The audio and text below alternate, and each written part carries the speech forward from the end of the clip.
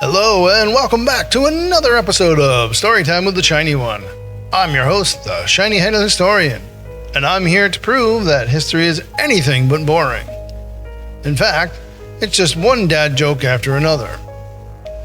Why don't historians play hide and seek? Because they're in the archives. Good luck finding them. All right. Today we're talking about what happens after the fight. The American Civil War has just ended. The cannons are silent, the smoke is cleared, but the country is absolutely shattered. So, how do you put a nation back together when it just spent 4 years tearing itself apart? That, my friends, is the story of Reconstruction.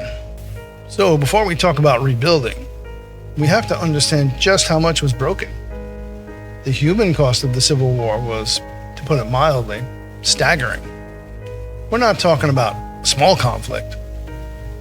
Total forces involved were over 3.8 million people.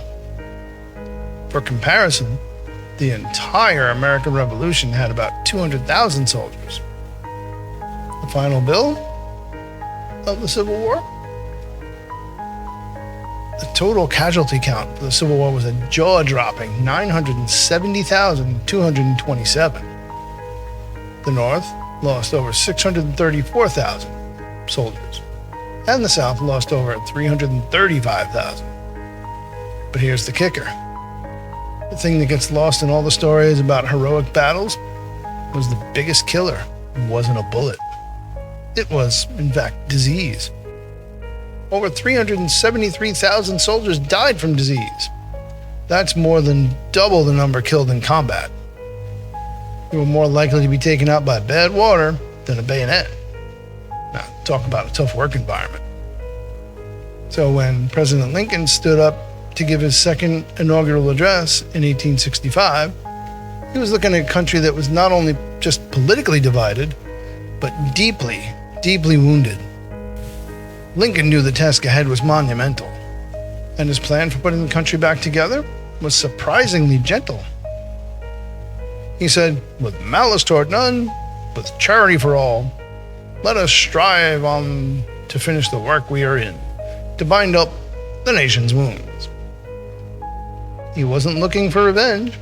His plan, known as the Proclamation of Amnesty and Reconstruction, was nicknamed the 10% Plan. Here's how it worked. Once 10% of a southern state's 1860 voters took an oath of loyalty to the United States, that state can form a new government and rejoin the Union or the United States. That's right, just 10%. It's like getting an A in a class for just showing up a couple times. He offered a full pardon and could get out of jail free card to nearly all Confederates who took the oath. After Lincoln's tragic assassination, his successor, or the guy after him, Andrew Johnson, largely continued this lenient approach. On May 29, 1865, he issued his own proclamation granting amnesty and pardon to former Confederates. All they had to do was swear an oath to faithfully support, protect, and defend the Constitution of the United States, and support all the laws related to the emancipation of slaves. It seemed simple. Say you're sorry, promise to be good, come back in. But not everyone in Washington was ready to sing Kumbaya around the fire. A powerful group in Congress known as the Radical Republicans thought Lincoln and Johnson's plans were way too lenient or way too easy. They believed that the South needed a much firmer hand. One of Lincoln's own allies, Horace Maynard, wrote him complaining that the plan was too excessively tolerant to rebels, too easy on them. The Radicals' counter-proposal was called the Wade-Davis Bill, and it was passed by Congress in 1864. Forget 10%. This bill required that 50% of a state's voters swear allegiance to the Union. Then they had to swear that they never willingly supported the Confederacy. That's not just showing up for class. That's acing the final and having perfect attendance. The Radicals also wanted to appoint military governors to oversee the South to make sure things got done. And their bill made two things crystal clear. First, no person who held any office in the Confederacy could ever vote or be a governor or a legislator in the country ever again. Secondly, involuntary servitude, or slavery, was forever prohibited. One of the loudest voices for this tougher approach was Thaddeus Stevens, a representative from Pennsylvania and a leader of the Radical Republicans. He argued that the North had every right to confiscate land of the Southern rebels because the entire war was caused by slavery. And he had a revolutionary idea of what to do with that land. He said, look, we have 4 million who have just been freed from slavery. They have no education, no money, no land. Stevens argued that unless they become independent, they will just end up as servants to their old masters again. So his solution?